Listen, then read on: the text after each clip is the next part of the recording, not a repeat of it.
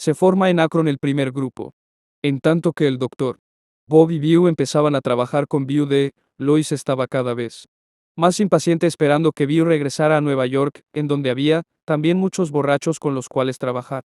Como ella dijo posteriormente, lo estaba importunando. Finalmente, Beau le escribió explicándole lo importante que era para él permanecer ahí más tiempo. No solo quería desesperadamente tener éxito en el negocio de las acciones, que originalmente lo había llevado a Akron, sino que también sentía que el Dr. Bob y él estaban logrando algo en lo que se refería a trabajar con otros alcohólicos. Lois estaba contenta de saber todo lo referente al trabajo de su esposo con los borrachos en Akron. A instancias de Beau, seguidas por una invitación de Anne Smith, Lois tomó el autobús para Akron aprovechando las vacaciones de verano en su trabajo en la tienda de departamentos de Brooklyn, en la que era decoradora de interiores. Desde el principio me encantaron Bob y Anne, dijo Lois. Me dieron la bienvenida en una forma tan calurosa y me consideraron enseguida como un miembro de la familia. Bob y Beau estaban ocupados en esa época. Acababan apenas de llevar a Beau al programa. Así que Anne y yo estuvimos juntas mucho tiempo. Anne fue una persona que yo consideré como la esposa de un alcohólico, a pesar de que no hablábamos mucho de nuestros problemas o de lo que estaba sucediendo.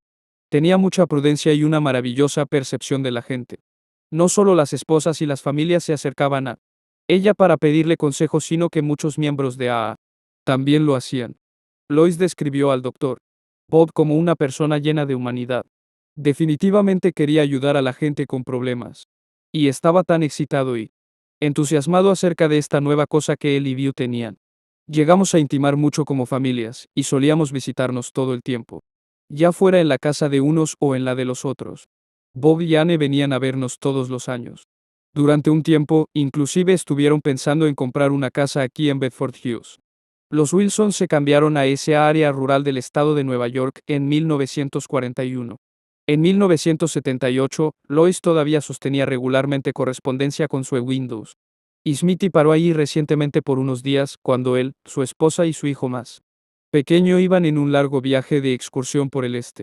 Comentando sobre las relaciones especiales que Beau tuvo con el Dr. Bob, Lois dijo, Beau tuvo cantidad de amigos, pero no muchos realmente íntimos. Solo Mark Wallon en Vermont y Bob Smith. Ahí estaba Evie, por supuesto, pero respecto a él era mayormente gratitud y nostalgia. Evie T., amigo de la infancia de Beau y posteriormente compañero de borracheras, logró primero que Beau estar sobrio en el grupo Oxford y le llevó a Beau ese mensaje. Beau se daba cuenta, también, que obtenía de Bob cosas que necesitaba para complementar su obra. Siempre consultaba con Bob. Bob podía hacerle sugerencias, pero usualmente estaba de acuerdo con Beau. Ella recordó cómo a Bob le encantaban los coches espectaculares, caros, y cómo le gustaba manejar deprisa. Eso molestaba a Anne, pero no a mí. A mí también me gustaba manejar más bien rápido, dijo Lois a los 86 años en 1978.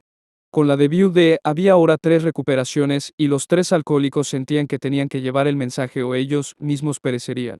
Hubo varios fracasos antes de que Ernie G.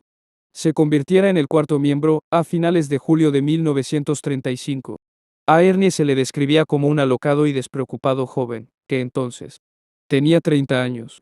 Se había unido al ejército cuando tenía 14 años y había hecho labores de vaquero, y luego estuvo como trabajador en los campos de petróleo, bebiendo y teniendo pleitos en esa parte del país.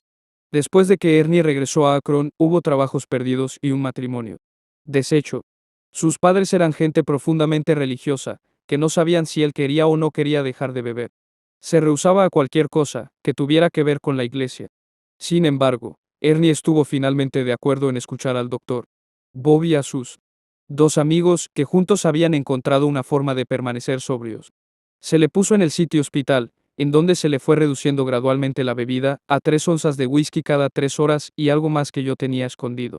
Hablando con Beau Wilson en 1954, Ernie dijo que él había estado en el hospital 6 días antes de que 3 hombres Bob, Beau Wilson y Beau vinieran a verlo y pusieran ante mí esta propuesta de que si yo quería ser una parte del programa.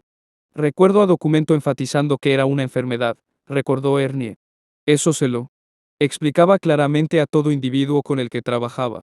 El joven estuvo de acuerdo en hacer el intento. Pensé que si para ellos funcionaba, entonces había una buena oportunidad de que pudiera funcionar para mí. Entonces me dijeron, bueno, en ese caso, nos gustaría que hicieras una rendición. ¿Qué es lo que entienden por una rendición? Preguntó Ernie. Bueno, tienes que rezar una oración. No estoy muy bien preparado para eso, porque está un poco fuera de mi línea. Respondió. A pesar de eso estuvieron de acuerdo en ayudarle. Ellos rezaron la oración e hicieron que la fuera repitiendo. Por una y otra razón, me sentí completamente liberado después de hacer eso que llamaban rendición, dijo Ernie.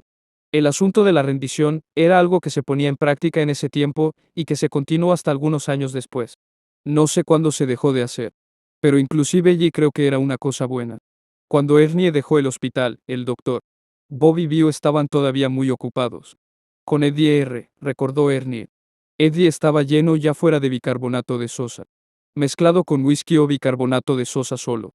Eso no tenía mucha importancia, ya que en cualquiera de las dos formas podía alocarse mucho. Algunas veces Anne me llamaba al trabajo porque Eddie estaba causando alguna clase de conmoción. Pero cuando yo llegaba estaba dulce como un pastelito y no podías creer que fuera capaz de matar una mosca. Luego tan pronto como me iba, empezaba a accionar otra vez.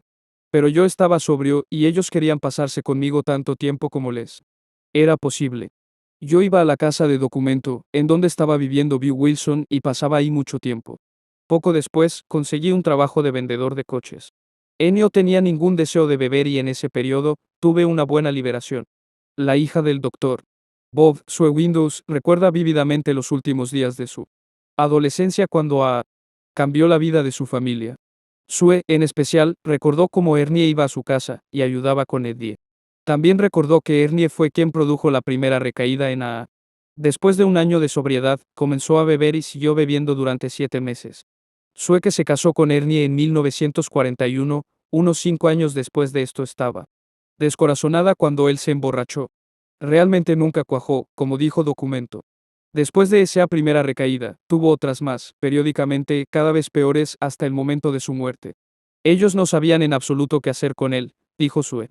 Inclusive él llegó hasta aquello de que le pagaran por hablar en las juntas. Yo nunca pude encontrar qué hacer con él. El matrimonio terminó en divorcio, y Sue se casó posteriormente con su primer pretendiente, Ray Windows. Con toda justicia, dijo ella, debe señalarse que Ernie ayudó a mucha gente, durante sus intermedios de sequedad, y que una vez se las arregló para juntar 11 años de sobriedad, solo para recaer otra vez. Tanto el doctor Bob como Anne se opusieron muy fuertemente al matrimonio de Sue, no a causa del alcoholismo de Ernie, sino a causa de sus recaídas. Nadie puede decir si el que se opusieran fue correcto o equivocado, solo que así fue como sucedió. Aunque Beau dijo que el doctor Bob fue siempre de un carácter estable, un incidente no característico fue recordado por John quien estaba todavía asistiendo al grupo King's Shoal de Akron todos los miércoles, por la noche casi 40 años, después de que llegó a en 1939. Recuerdo una vez en que realmente se molestó, dijo John. Teníamos una junta y estábamos ahí unos 12. Alguien nombró a Ernie, documento brincó y no recuerdo qué le llamó, pero le llamó algo. No, no, no. Dejen a ese tipo fuera de eso. Nunca lo olvidaré. Poco después, ellos Sue y Ernie se casaron. A documento no le gustaba a Ernie. Bueno, a Ernie tampoco le gustaba documento. Ernie también recordó la llegada de la número 5 como a fines de agosto o principios de septiembre de 1935. Este fue Phil S., que probablemente conoció a Beau Wilson justo cuando Beau estaba a punto de regresar a Nueva York. Sin embargo, Phil no dejó de beber hasta después de unas semanas.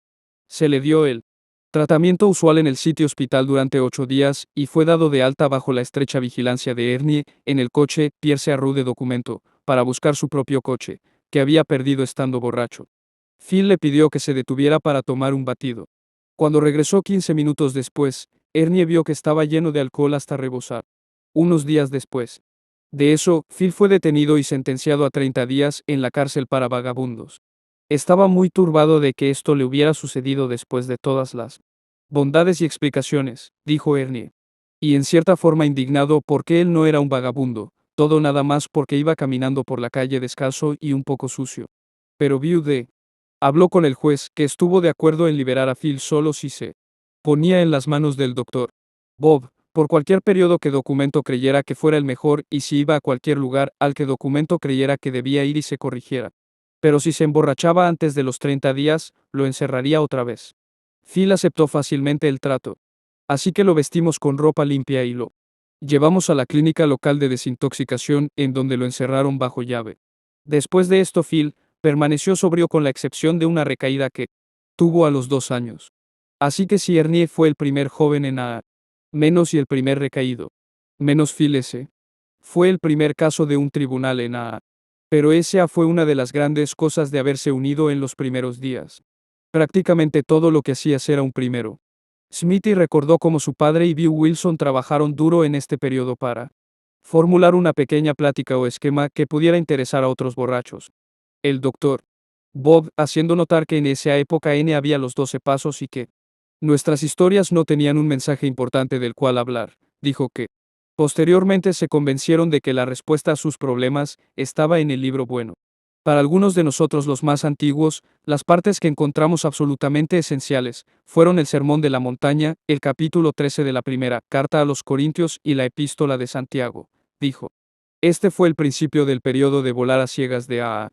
Tenían la Biblia y los preceptos del grupo Oxford, también tenían sus propios instintos. Estaban trabajando o forjando el programa de AA. Menos los 12 pasos sin saber en lo absoluto que lo estaban haciendo. Como recordó el doctor Bob, yo no escribí los 12 pasos. Nada tuve que ver con su redacción. Pero creo que indirectamente tuve algo que ver con ellos. Difícilmente hubo una noche durante los 3 meses de la estancia de View en el verano de 1935 que no nos sentáramos hasta las 2 o 3 de la madrugada, hablando. Sería difícil para mí concebir que, durante esas discusiones nocturnas alrededor de nuestra mesa de cocina, no se dijera nada que influenciara la redacción de los 12 pasos. Teníamos ya las ideas básicas, aunque no en forma concreta y tangible, las obtuvimos como resultado de nuestro estudio del libro bueno. Tuvimos que tenerlas desde entonces, ya que hemos aprendido de la experiencia que son muy importantes para mantener la sobriedad, y nos estábamos manteniendo sobrios, por lo tanto, tuvimos que tenerlas. Todo esto sucedió, dijo el doctor Bob, en una época en que todo mundo estaba en bancarrota, en completa bancarrota. Probablemente fue mucho más fácil para nosotros tener éxito estando en bancarrota de lo que hubiera sido si cada uno hubiéramos tenido una cuenta de cheques. Ahora creo que esa fue una disposición providencial. Además de Eddie, hubo por ahí un par más de alcohólicos en el verano y otoño de 1935 que no cuajaron.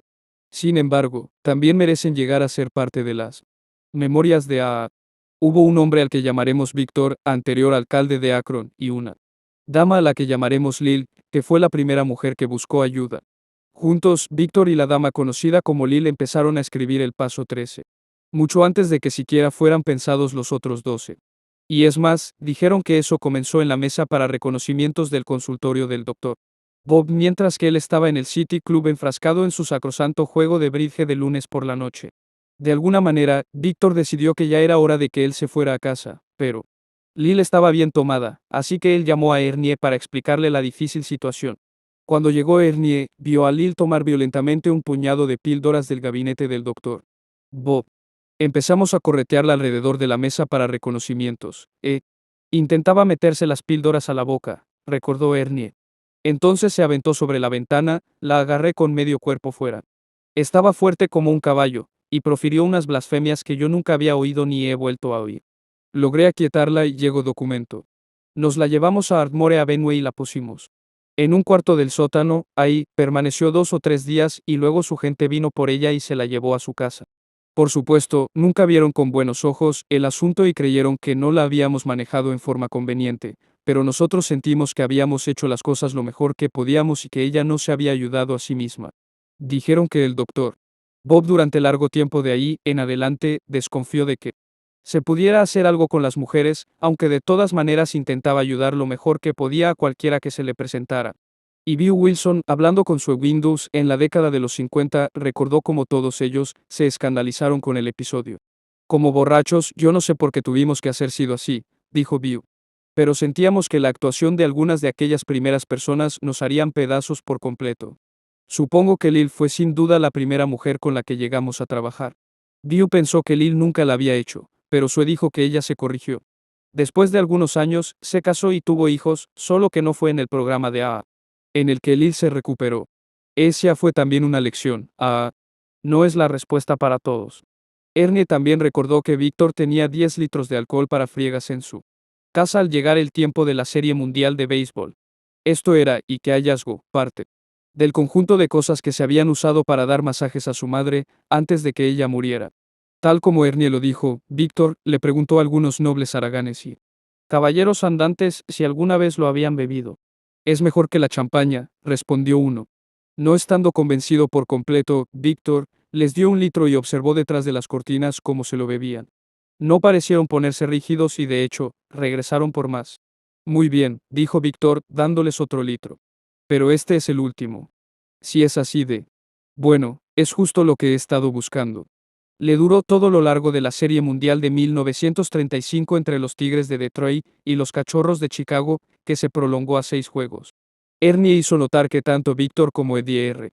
fueron ejemplos de la ineficacia de internarlos para una reducción gradual, la cual se abandonó en los años siguientes. Y no es para asombrarse, requería un esfuerzo de tiempo completo, por parte de todos los miembros.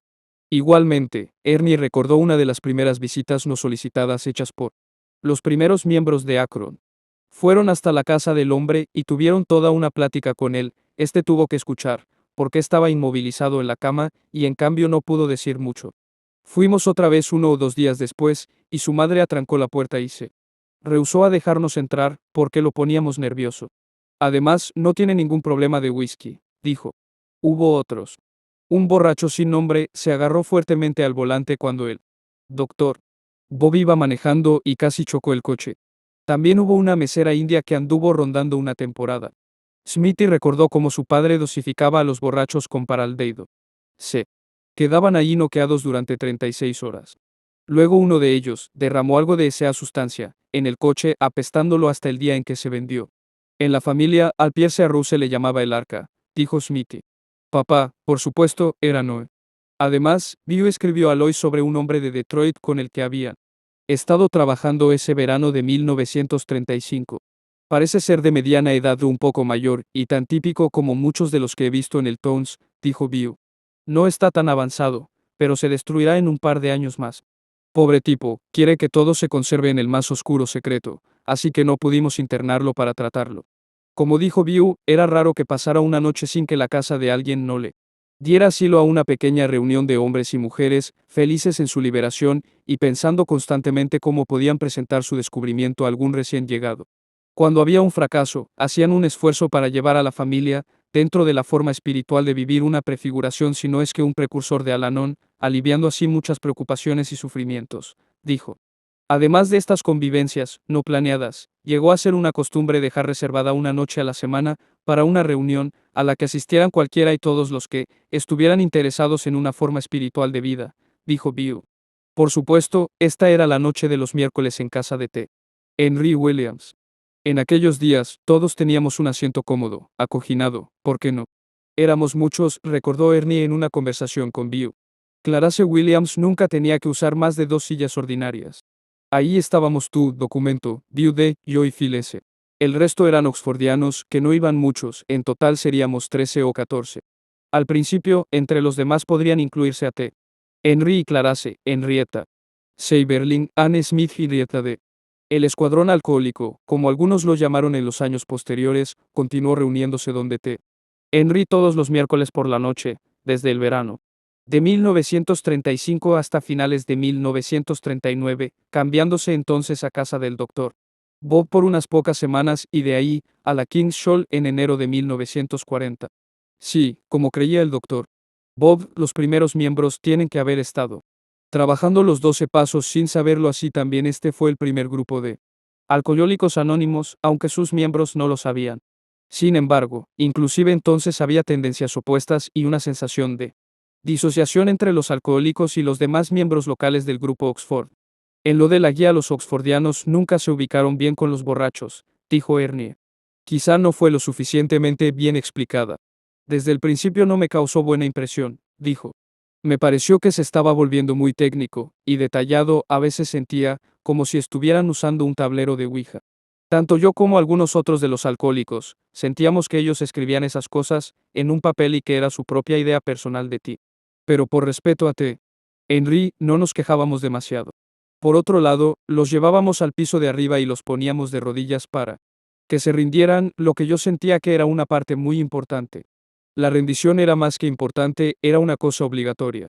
Bové, que llegó a Alcohólicos Anónimos en febrero de 1937, recordó que después de 5 o 6 días en el hospital, cuando tú habías indicado que lo tomabas en serio, te decían que te arrodillares al lado de la cama y rezaras una oración a Dios admitiendo que eras impotente ante el alcohol y que tu vida era ingobernable. Más aún, tenías que declarar formalmente que creían en un poder superior, el cual te regresaría a la cordura. Ahí puedes ver el inicio de los 12 pasos, dijo. A eso lo llamábamos rendición y ellos le exigían, tú no podías ir a ninguna junta hasta que la hicieras y si por casualidad no la hacías en el hospital, tenías que hacerla en el dormitorio de arriba en la casa de los Williams. Dorothy S. M. recordó las juntas de 1937 cuando todos los hombres estábamos nerviosas y preocupadas acerca de qué estaba sucediendo. Después de más o menos media hora, bajaba el nuevo hombre, temblando, pálido, serio y cariacontecido, y toda la gente que ya estaba en A. Venía en tropel bajando, tras de él, eran muy renuentes a hablar sobre lo que había sucedido, pero después de un rato, nos decían que habían tenido una verdadera rendición. Me pregunto con frecuencia qué tanta gente de la que ahora llega sobrevivirá. Una experiencia como esa, la de una reunión regular de anticuada oración, dijo Dorothy, que entonces estaba casada con un miembro de AA, Clarence S. y posteriormente llegó a AA. Por sí misma. Ella murió en 1971. Los recién llegados se rendían en presencia de toda aquella gente. Después de la rendición, muchos de los pasos menos, incluyendo inventario, la admisión de los defectos de carácter, y hacer restituciones se practicaban en cosa de algunos días. El doctor Bob, como lo sabemos, hizo frente a lo que ya es el noveno paso de AA.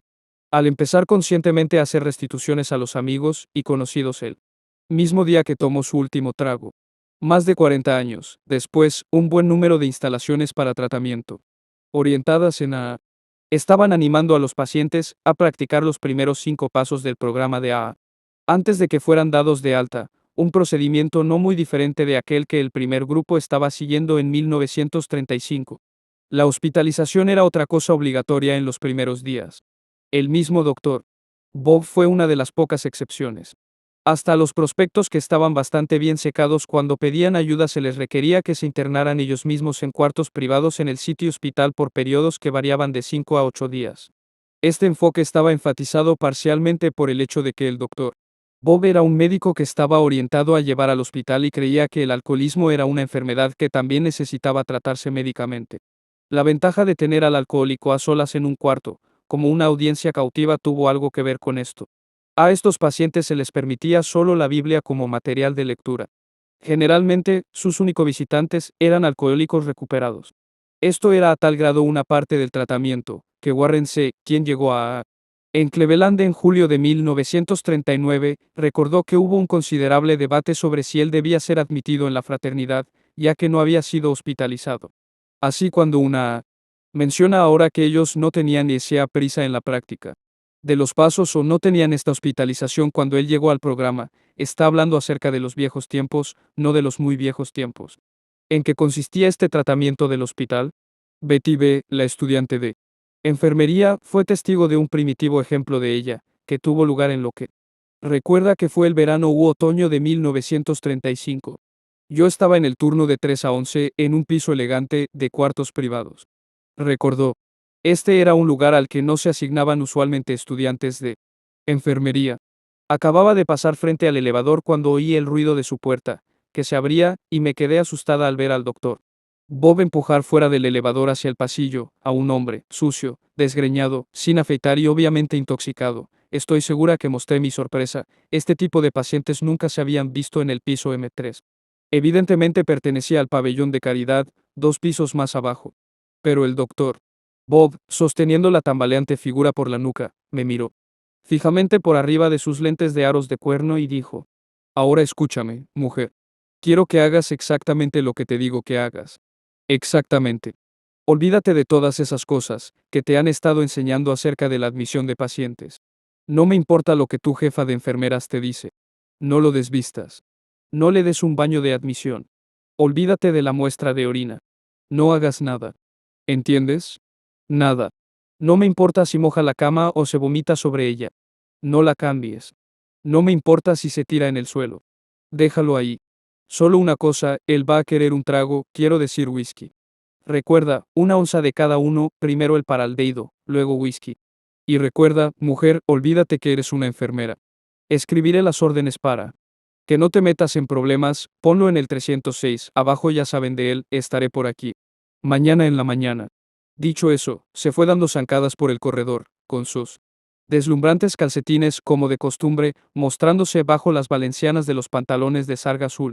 El inusitado paciente lo hizo tal como el doctor Bob lo había predicho. Al poco tiempo empezó a gritar pidiendo un trago. Obtuvo paraldehído y whisky, luego se enroscó en el suelo, comenzó a roncar y estuvo incontinente de la vejiga. 3 horas después, se repitió el procedimiento y justo, antes de que yo terminara mi turno, fue a verlo.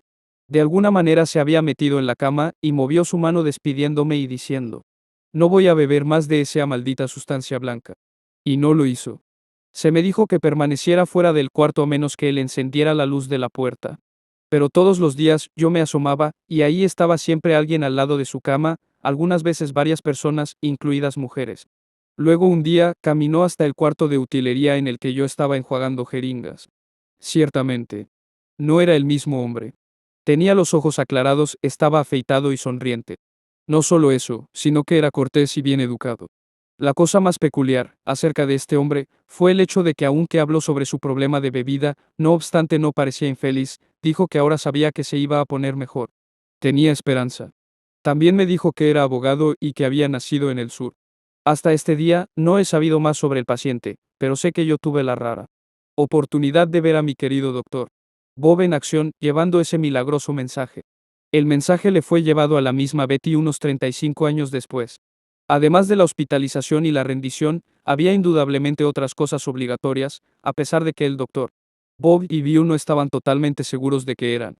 Pero ya que se trataba de un programa experimental, y ellos estaban interesados en lo que funcionara el enfoque pragmático apuntado por William James, los procedimientos eran cambiados o modificados conforme ellos seguían adelante. Ya ves, allá en aquellos días caminábamos en la oscuridad, dijo el doctor Bob. No sabíamos prácticamente nada del alcoholismo. Bob entendió que el espíritu de servicio era de primordial importancia para su propia recuperación, pero pronto descubrió que ésta tenía que estar respaldada al igual por algún conocimiento. Por ejemplo, recordaba cuando habló durante 5 o 6 horas a un hombre que yacía en la cama de un hospital. No sé cómo me aguantó, decía. Debimos haberle escondido sus ropas. De cualquier manera, se me ocurrió que probablemente yo no sabía mucho sobre lo que estaba diciendo. Somos administradores de lo que tenemos y eso incluye nuestro tiempo. Yo no estaba dando buenas cuentas de la administración de mi tiempo cuando decirle algo a este hombre me tomó 6 horas pudiendo haberlo dicho en 1 hora si yo hubiera sabido sobre qué estaba hablando. Tampoco los textos médicos fueron muy útiles, dijo Bob. Generalmente, la información consistía en un dudoso tratamiento para el delirium tremens, si un paciente había llegado así de lejos. Si no lo había hecho, él recetabas unos pocos bromuros, y le dabas al individuo un buen sermón. Comentando sobre su propio tratamiento de coles agrias, tomates y miel, el doctor Bob decía, por supuesto, tenía muy poco que ver con mantener la sobriedad. Lo dijo así como si hubieran dejado de usar fácilmente y con naturalidad esta dieta suplementaria especial, pero Ernie, recordando que Bio y Documento estaban ansiosos de probar cualquier cosa que pudiera moderar el anhelo por el whisky, indicó que hacer esto les llevó un tiempo. Ahora mismo puedo ver a Documento con los tomates, las coles agrias, una lata de miel caro y una gran cuchara, dijo al hacer recuerdos con Bill Wilson. Los hombres los comían hasta que casi los vomitaban y los tomaban sin nada que los sazonara. Finalmente él dejó de darles las coles agrias, pero continuó con los tomates y la miel de maíz durante años. Tanto Sue como Smithy tuvieron vívidos recuerdos de cómo cambiaron las cosas. Después de que su padre conoció a Bill, los dos comenzaron a ayudar a otros alcohólicos a lograr la sobriedad. Las cosas estaban muy desapacibles antes de que él dejara de beber, dijo Sue. Pero después de eso, las cosas fueron muy agradables. Mamá dejó con mucho de estar ansiosa acerca de papá, y creo que él estuvo mucho más satisfecho de sí mismo. Las cosas mejoraron en cuanto se refería a lo económico y también nosotros nos llevamos mejor. Toda la familia teníamos buenos ratos de diversión, y fue realmente una época feliz. Las cosas no se conservaron siempre de esa manera, debido a mis pretendientes y a mi crecimiento, pero tal como lo miro ahora, fue maravilloso. Como Suelo recordó muchos años después, Ella tenía que hacer dos cosas todos los miércoles, por la noche, antes de que su familia regresara de la reunión de casa de té. Henry. La primera era preparar café para ellos y para cualquiera más que pudiera venir a la casa acompañándolos. La segunda era deshacerse de Ray Windows, el pretendiente de sus años de escolar que finalmente se convirtió en su segundo esposo. Recuerdo cómo ellos permanecían hablando hasta muy tarde todas las noches, dijo Sue. Eso también fue bueno para mí, porque siempre había sido tímida con la gente, y en esa forma fui muy ayudada a que se me quitara. Eran extraños durante un minuto, y luego venían a la casa todas las noches, e inclusive, se quedaban a vivir con nosotros. Gradualmente, me di cuenta de que papá se estaba conservando sobrio, dijo Smithy. Esto, por supuesto, fue en 1935, en la profundidad de la depresión, nadie tenía ningún dinero. Pero ellos tenían mucho tiempo disponible, lo que aparentemente ha sido muy benéfico. Al tomar el grupo un pequeño ímpetu, continuó Smithy, empezaron a ser cada vez más las personas que se reunían alrededor de la mesa de la cocina con sus pláticas y pequeñas reuniones en la mañana. El consumo de café, lo recuerdo, se elevó a 4,5 kilos a la semana. Estas son algunas de las primeras personas que recuerdo: Ernie G., que llegó a ser mi cuñado, Bill D., Jory D., Walter B., Henry P., que hasta donde yo sé todavía está falto de interés en A. y Tom L. Mientras tanto, recordó Smithy, nuestra vida familiar era mucho más feliz, y papá empezó a prosperar un poquito en su práctica de la medicina, aunque de ninguna manera era rico. Pero había comenzado de nuevo a ganar algún respeto de sus hermanos en la profesión médica. Tomaba muy en serio su trabajo como doctor, pero tenía un maravilloso sentido del humor y bromeaba con cualquiera que lo escuchara. Sin embargo, él era completamente serio cuando entraba al hospital para hacer cualquier clase de trabajo médico. Nunca tuve oportunidad de conocerlo bien durante el tiempo que estuvo bebiendo, pero después se llenó de una gran vitalidad y disfrutó mucho la vida. Fue un cambio fenomenal hasta donde yo me doy cuenta, en lo referente a mis relaciones con él. Durante este periodo, papá estuvo gozando de buena salud. Siempre había sido una persona extremadamente activa, saludable, y tenía más condición física en esa edad que cualquier otro que yo haya conocido. Mamá, por supuesto, se sentía halagada hasta la médula de los huesos. Intentaba vivir los principios para ayudarlo. Se convirtieron en una maravillosa pareja. Muy considerados y dedicados el uno con el otro. Al continuar creciendo el movimiento, Bill y Lois nos visitaban con frecuencia y nos encantaban tenerlos en casa. Papá y mamá, junto con Sue y yo, también los visitábamos en su casa, en Clinton Street, en Brooklyn, Nueva York.